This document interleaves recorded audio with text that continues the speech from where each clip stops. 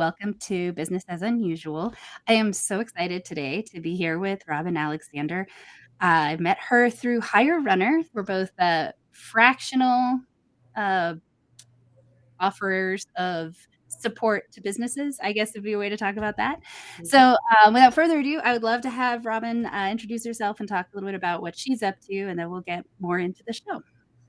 Awesome. Well, first of all, thank you for even inviting me to speak on this particular subject because it's very near and dear to my heart. I've been an autism advocate for over 16 years now.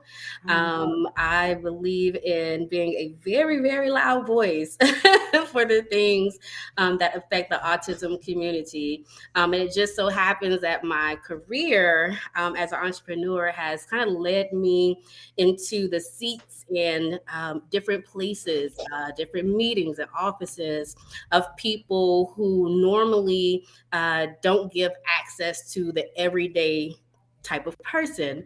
So I try to use the connections and the network that I do have in my voice to be able to kind of scream out loud for the autism community what we need, what we don't need, what needs to be adjusted, what kind of accommodations in schools and things of that nature. So that's currently probably my biggest thing right now. It's my thing. So, and it's so important. So I'm gonna also, this is for people who are listening and not watching, I'm putting up Robinne's website. Obviously, you can find this on the YouTube and the Apple and the other places that I managed to get it up. But it's www.robinne, ROBINNE,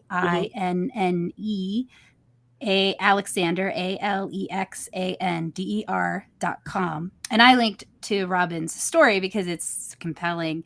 But obviously what you're up to right now is also really compelling. I love, honestly, seeing so much awareness of neurodiversity and also that inclusion of being, as you put, a melanated mom, but that dealing also with the racial aspect of it, because I do, as you know, I don't need to educate you on this, that a lot of our clinical diagnoses leave huge swaths of people out of the situation. So it's really wonderful that you're bringing that, I would say, dual awareness in, as opposed to just being there's that one, which is also equally important, but the siloed approach. So, so that's and we're going to talk a little bit more about who you are and what you're up to. I like to do a little, if I remember it, let's be honest, I don't always remember, little icebreaker here of like, what is a hobby of yours or an interest that you think would really surprise folks that you know? Oh, wow, that I know. You know what?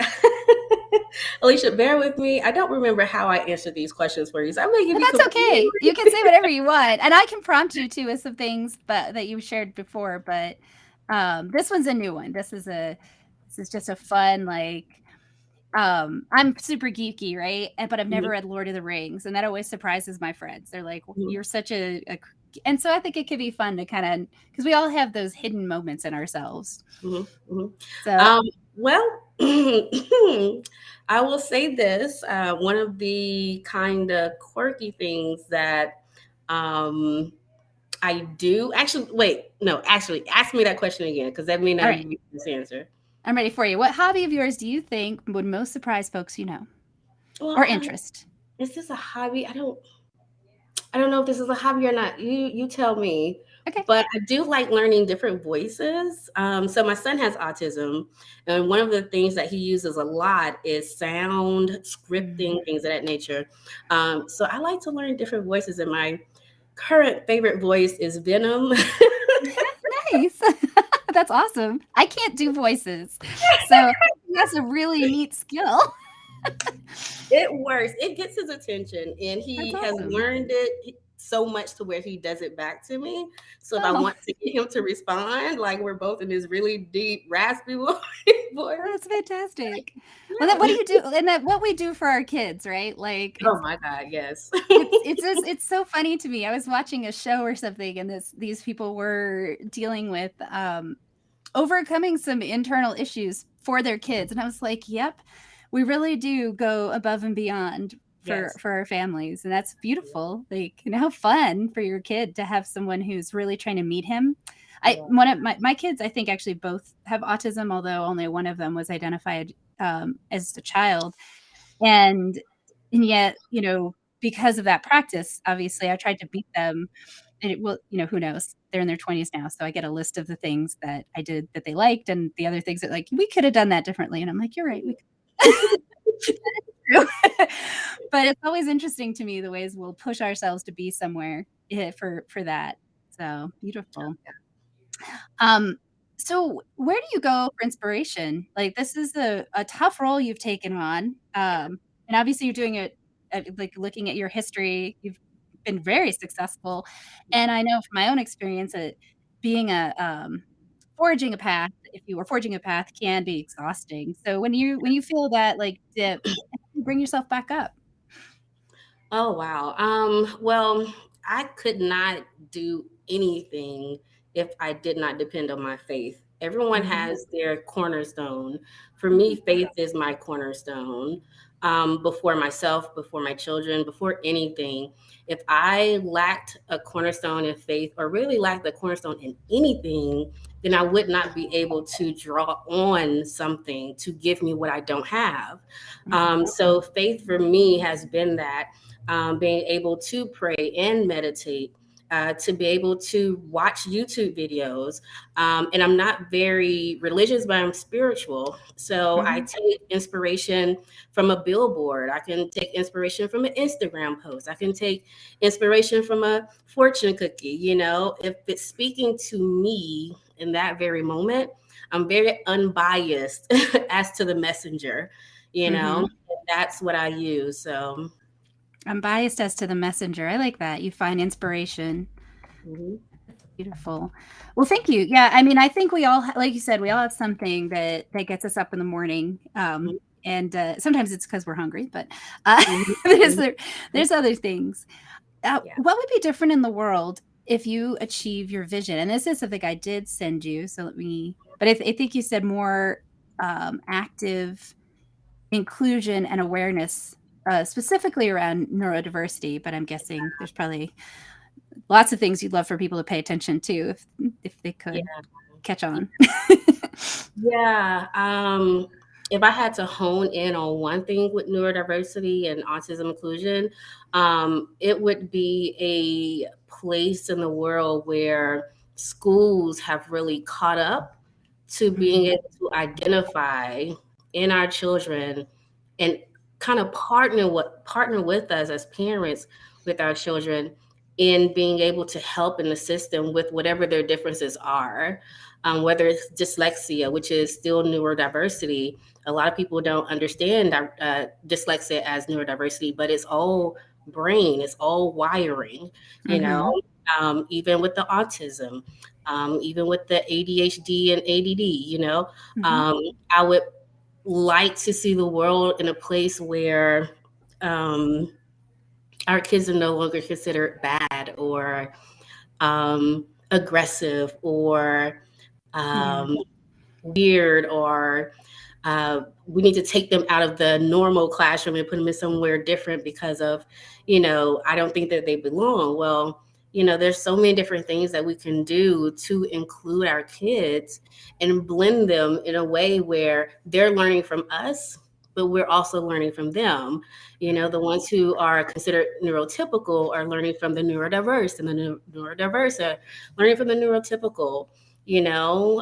So living in that kind of world where we're tolerant with each other, we're compassionate for each other. And I know this, this probably sounds so, pageantry, but it's very true. Like we lack a lot of compassion and understanding and tolerance for things that we don't understand and don't know about. So right.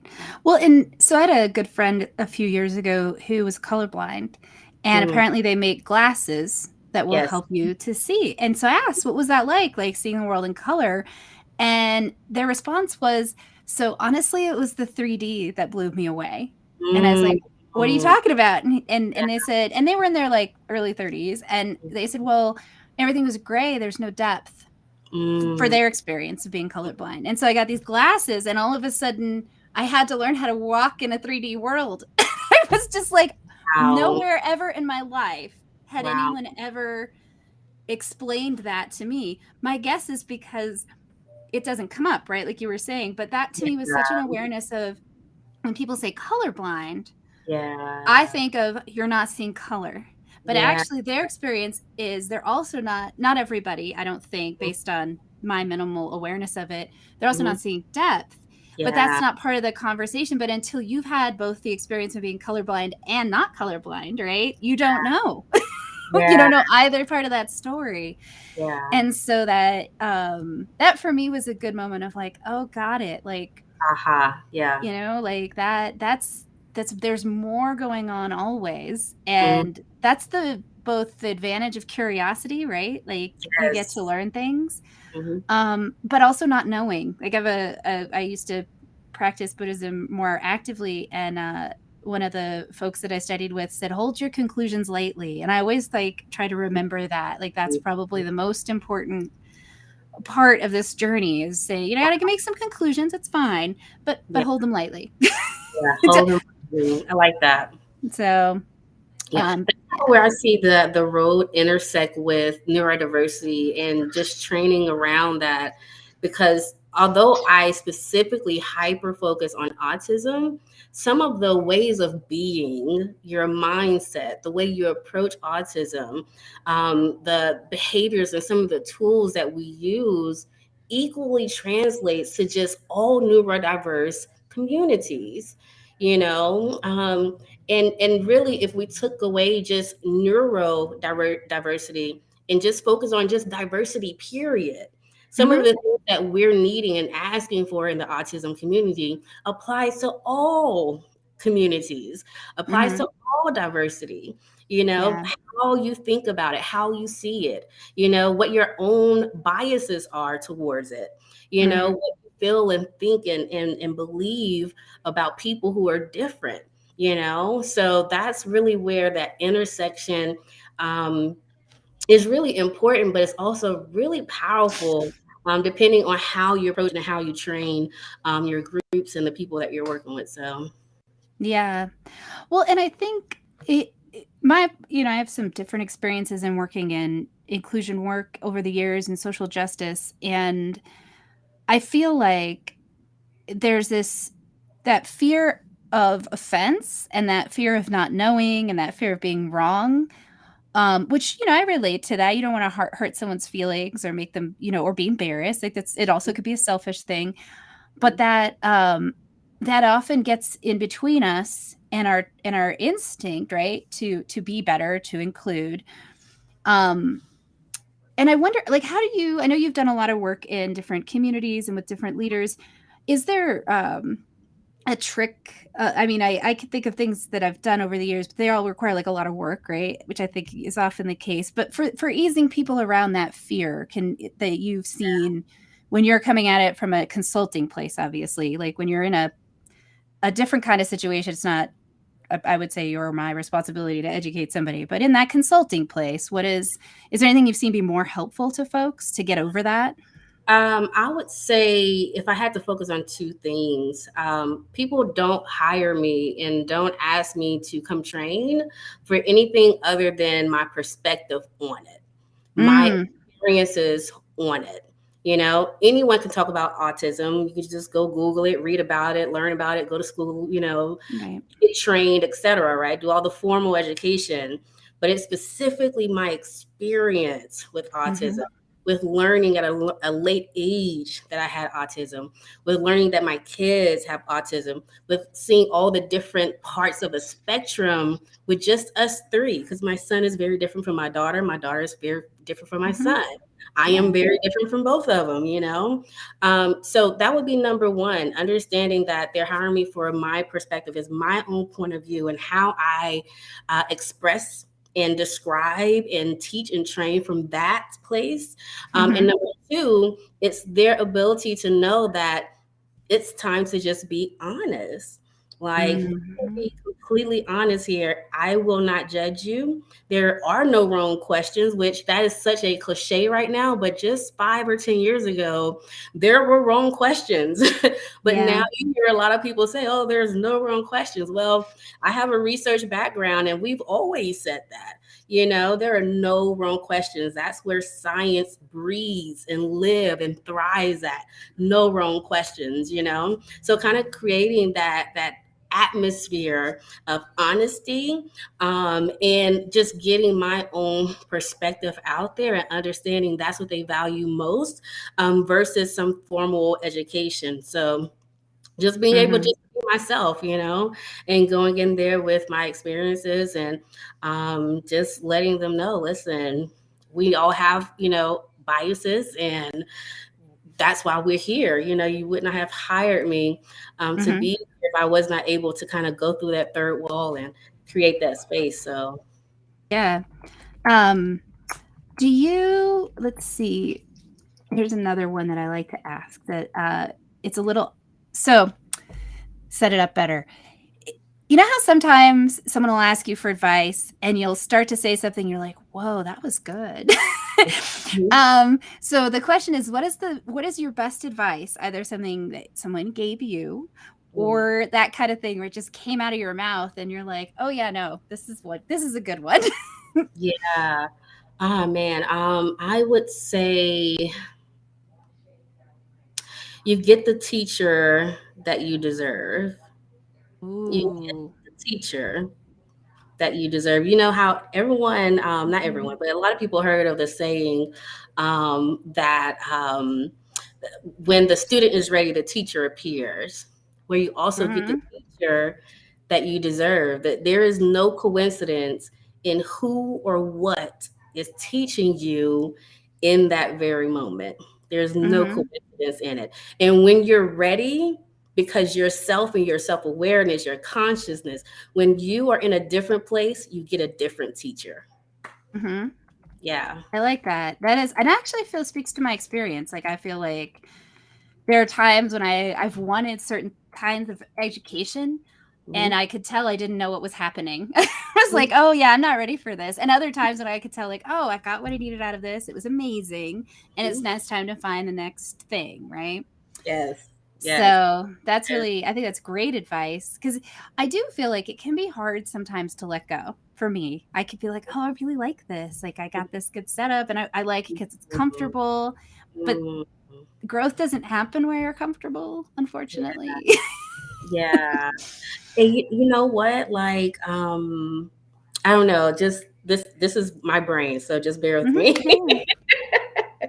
Love it. Because I love that saying, but I also see the other side. This is kind of where I'm being very autistic right now. Great. Um, so um, I believe it's true that you do not have like exponential growth in comfort, right? I believe that.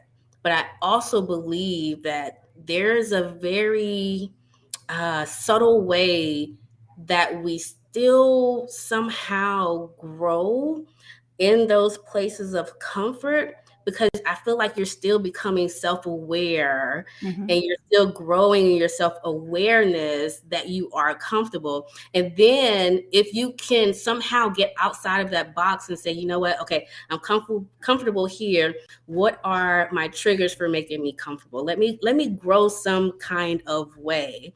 Let me take advantage of this. So I'm scared. Okay, what am I scared of? Let's grow in that way.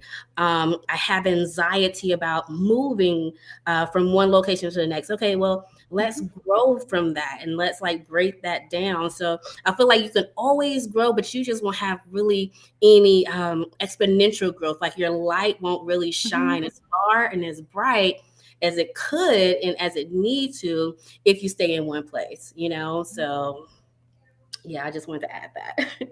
Thank you actually so much because I'm on my own journey around some of this, and that is a really great, to me, a really great guidepost to set down, which is that, like, I would say, like many people in our culture, I equate suffering with, work or effort. And I don't think that's true, but it Yeah. doesn't change that I still have that instinct. Hmm. I don't think artists need to suffer to be successful. I think sometimes we as a culture have created a world in which in order for them to connect to what's real for them, they have to suffer because they have to get away from everything, which is unfair. But I Yeah. don't think it's because art comes from suffering. I think sometimes suffering comes from needing to be not overly, I don't know, pushed by the goals and Mhm. agenda of the dominant culture. But Yeah. so thank you for that, actually, because I think that's really important. I think that's more accurate. Certain kinds of growth Yeah. are only capable, are only possible when we get out of our comfort zone. And I Yes. feel like an obsession with being safe in that particular way sometimes is why I won't let go of something. I'm like, oh, I'm here and I know what I'm doing and that feels good.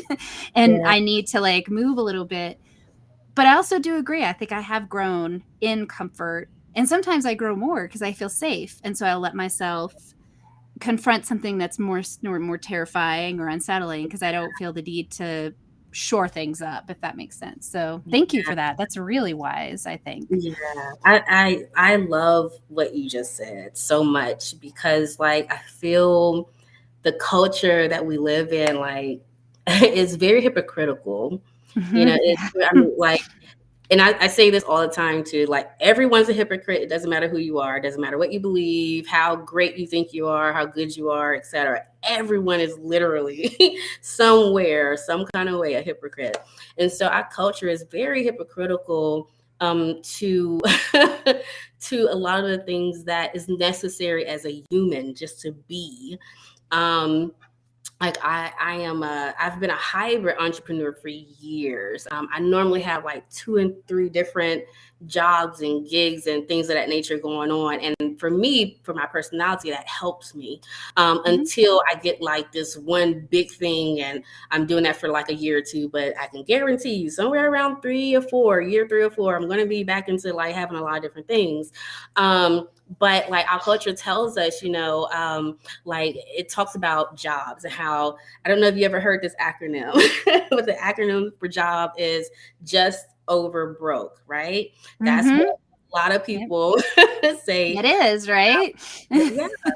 And so, what's so interesting, I think it's all based on perspective, though, right? Because there's some jobs who pay really well, where if you understand financial literacy and budgeting, you can become a millionaire still and have millions in retirement from working your job, and you're not just over broke, It's just like, so it's really about like your own perspective on what the culture is feeding us through marketing and ads, and what Mhm. you're hearing people say, what you're hearing your friends say, your family say, like being able to sit back, get out of that box and think, be a free thinker, look at it the way that you need to look at it and know that, okay, I'm still growing. I'm not just over broke. This is just a part of my process. Mhm. Um, No, that's actually, I think one of the things that I saw and I'm still seeing is that people are done with that. Like, if they can be. And it's one of the things that I think was very much revealed by the pandemic and what happened here over the last few years in the US, at least, is that a lot of people realized, oh, I'm being exploited because I'm taking a job just to because I need something, but then mhm, that job is taking all of their time and energy away from being able to get something that actually works for their life, mhm, which I appreciate what you said. But it's more than money, right? Like some of us, we have kids and we want to be able to be flexible to be home with them. And some of us have family members that are ill that we take care of. And some of us have artistic pursuits and or health things that we're working through, and we mhm. don't have a cultural work setup that actually allows people to have that human experience on a Yeah, regular basis. It's we call them essential workers and then we put them on the front lines to die. It's like, that's yeah, not great. That's not great. And so that's part of what inspired this for me, is I was like, there are a lot of people who aren't doing that. They're yeah, doing good work. They're doing humane work. They're doing work to create opportunities for everybody, not yeah, just a select few. And that's yeah, what I want to focus on, is what are we doing like you to make things better and different and yeah, inclusive, to care for our kids the way they need to be cared for, not to try to shove them into a box so they can also be just over broke. Like yeah. Yeah, yeah. But you know what too? Like in addition to that, um, what I learned, is that we all have like we have multiple, and this if this is going too left or right for you, just stop me. But just Yeah. bear with me. We all like go through like different awakenings, right? So like, and what I mean by that is very something. It's very simple. Like, let's say a teacher who has worked, in education for maybe 20 years, and all of a sudden they are like, you know what, I don't like this anymore. Like, Mm-hmm. I just don't like teaching. I don't like education. It's not that I don't like the students or who I work with or, the gift of teaching. It's not that. I just don't have a desire for this anymore. So Yeah. something internally has changed, and you say, well, you know what? I think I'd rather pursue drawing. Let me come up with a class where I could teach kids to draw. Or maybe I don't come up with a class at all. Maybe I'll just go on YouTube and I just draw live on YouTube. And hopefully that does something for me. Like, that's a different awakening. And that may also bring you to a place where you need to work at somewhere like Chick-fil-A, or maybe you need to Mm-hmm. go and work at the mall for however many hours, because maybe that's just a part of your path. Like, I Mm-hmm. don't like the idea of someone kind of putting you in a box and say, Mm-hmm. because of this box, this is what you absolutely have to do. And if you go outside this box, then what are you doing with your life? We're going to criticize you now. You're ruining your life by Mm-hmm. chasing this drawing dream. And by you working at, Forever 21 in the mall. It's just like you have to ultimately just come back to the idea that you are a free thinker. You are a human that is going through life, and there is not one person I can think of that has only done one thing their entire life. Like, there's not Mm-hmm. one. Even Elon Musk, who I absolutely love, he's the Einstein of our generation. He has Asperger's, although that's not even in the DSM anymore. He's on the autism spectrum. But even with him, although he is in tech, he still comes up with things that are new, that Mm-hmm. push boundaries. How far can we go? Can we create this space in space that is sustainable to life? So it's Mm-hmm. just like, don't let anyone box you in. It is your journey. Life is Mm-hmm. going to be hard and challenging enough. Like, make sure you schedule your purpose, make sure you schedule your passion, make sure you schedule those things and you plan those things out and plan your happiness, because the world is not going to just happily give that to you all the time.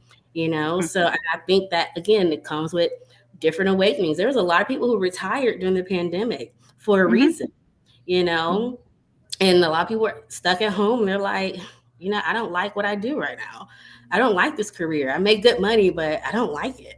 It doesn't bring me joy. It doesn't bring me happiness. So, Yeah. yeah. Our only non-renewable resource is time. Ah, I like that's ah, my like I remind myself of that every day that I start to think like, oh, it's like, wait a minute, what am I doing with my time? oh, It's that the is so most good. important thing I have. That is so good. And it's so good. It's so, so very true. And that is definitely one of those aha moments that a lot of people, I think, finally came like face to face with the reality of how, how delicate life and time and love Yeah. and being around people who genuinely care about you, like, just, it's so delicate. It's so Mhm. delicate. And, I know some people, they went from being in relationships and wanting to be right all the time to then just, you know what? I will sacrifice being right in in an argument or in a situation that we may be having, just so that I can still be in a relationship. Because at the end of the day, I know you love me. I know you care for me. I know you support me. You're going to push me. You're going to help push me towards whatever my purpose and passion is. So I'll sacrifice being right. I'll let you win the argument. You Mhm. know, you're not saying that you are right, but I will let you be right. Mhm. Just so I can keep this relationship and we can still be in a relationship together. So, I don't know. Pandemic did a lot though. It did a lot for us as just living, breathing human beings. Yeah. Yeah. Well, I mean, I think there's a lot. I think we're going to feel the ripples for a while because there's so much that has, right, like that got affected. And I I know for myself, interestingly, like I've worked from home for a long time, and so I didn't have a lot of major disruption in that way, but I Mm, still had all that existential kind of like, and like I see my kids are older, and I tend to visit my kids a lot. They're really important to me.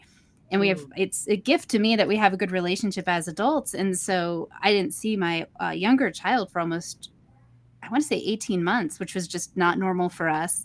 yeah. And but it felt like the responsible choice. But I was like, I don't want to be responsible right now. I want Mm, to be I mhm, want to go see my kid. But mhm. so I don't know. It's just interesting to me to see how that and to watch the people that I know that had younger kids in school having to make decisions about whether or not to send them to a public place like 6 times in August or so. I was like, wow, I made this decision in middle school and high school and I was done. I can't imagine going through this thinking every other month. I just don't think people understand if they weren't in that experience, I don't think that it's possible for folks to understand the level of like mental and emotional exhaustion some folks are still feeling, even as we slowly step out into some kind of new normal.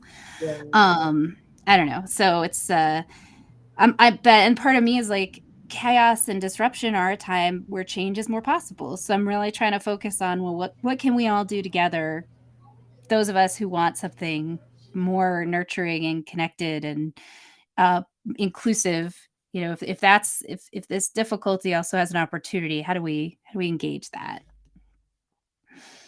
um I might have a frozen moment, so I will say, folks, if you are interested, I'll pop Robin's website up here again. She is available on the website, and then we'll come back to the more interesting of talking to her. So, and how do people get involved with what you're up to? Let's say I want to work with you, or I'm curious about getting you involved with my company, or I know one of the things you have in your website is legislative support. So, Yeah.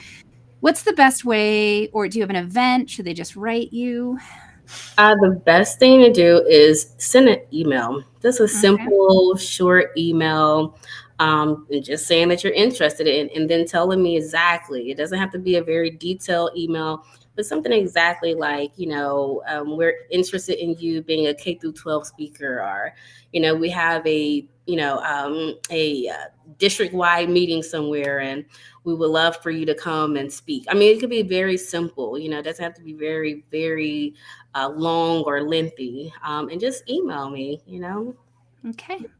Yeah. And should I go to your website, or is that the best way to find your email, or should I pop it up here?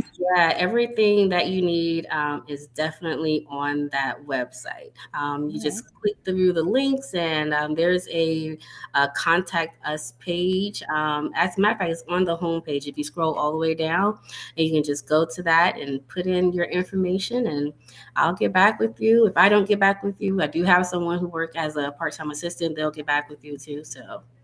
Awesome. That's wonderful. Well, thank you so much for joining me. Is there any other things you want to share that feel like specifically inspiring in this moment to you? Or I mean, we could Um, always do another chat, so don't feel limited. This is great. Okay, cool. Well, there is actually one little thing I want to do. I wrote a poem. Is that okay? Oh yeah, actually, let me do this though.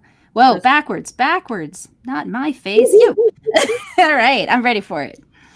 Okay, so I'm gonna pull this up, and it is, of course, about autism, the things that we kind of experience. And maybe you can identify with this too, because I do remember you saying that you have a child, or an adult child now, but you experience this for your own self. So, all right, this is called Breathe.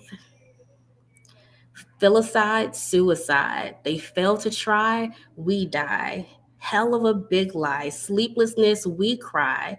Overwhelmed, she tired, he fired, not fly. Not cool, not okay. Poor you. no tribe. Early to go, home we drive. The babysitter, they sigh. Our babies love, no compromise. What they eat, figured it out. Reached out, denied, why fight? So tired, can't talk. Some walk, busy you, won't front. The midnight oil we burn. No sleep, still my turn. Wake up, gotta still go. How to live, we don't know. We drown every day, no relief, must pray, must try, must lie, must trust in God. This is why, and this is how we breathe. And that's for autism. Thank you. That's Yes. beautiful. Thank you. And yeah, no, it's I have my own neurodiversity, but but yes, like having watching my kids go through life and the way in which the world is unrelenting in its inability to stop the bullshit. I don't know a better way to say it. Yeah. And yeah, no, it's painful to see. Yeah. And I work with a woman who does a lot of international work, and she gets a lot of flack for it. People are like, why are you going other places? You know, there's so much in your backyard. And she's like, look, I think my backyard might just be bigger than yours. I'm here for everybody's children. That's And so I was good. like, oh man. That is so good. That is so good. I have to use that. That is so Please, good. well, yeah, please do. I mean, I think you would love her. She's a powerful human and doing good work in the world. And but that moment when she said that, I was like, I like it. My backyard is just a little bigger than yours. That's all. My And back. That's incredible. I love that. so, and Mm. thank you because I feel like I've benefited from your work. Just seeing what you're up to, I think that it's that we all rise together, Yes. and it's the only way we're gonna really create something better is just to keep chipping away. And I think honestly, be kind to the people in our world is helpful too. I mean, I know it could be a little trite to say that, but Yeah. when people feel a moment of kindness, I think it gives them a chance to maybe show up a little differently. Yeah. So Very that's true. part of where I stand. But thank you so much. I really would love to have you back to talk more. You have so many things going on. And to maybe get your opinion at some point on some of these larger movements around autism that I don't know if you're familiar with Autism or Unmasking Autism. It's a book that was just released. Yeah. And I've been reading it, and I'm impressed to see, because when my kids were younger, I read a lot of resource books, but I'm really impressed to see like the sort of trajectory of more awareness that is Mhm. actually present. So Yeah. at any I'm rate, I'd love to. down for it. So just Cool. let me know when and where, and I will. I will be here. Awesome. Thank you so much. All right. Well, you have a great day. And I'll be promoting here in 2 weeks on Monday. We're going to have Dr. Janine Stitcher and Scott Schute from the Healthy Behavior Institute. They are working to create behavioral norms around fitness. They were Mhm. both fitness coaches and then realized there was a lot of weaponization of health. And so actually took a step back to kind of say, all right, how do we actually talk about health from a more science-based and behavioral based rather than like maybe moral, judgy, controlling based That approach. So is so good. right. So I'm really curious to see what they have to share with all of us. And thank you so much again, Robin. I just like what you're up to is really important, and I'm really You. excited to see what else shows up. And I'm excited to be part of Higher Runner with you. That's going to be Thank you. so Yeah, interesting. I'm very excited. I got a chance to meet Arlen last year, and I like supporting entrepreneurs like herself. So Yeah, yeah, it's grand. All right. Well, thanks everybody for being here and for listening. And like I said, we'll see you in a couple weeks. And here we go.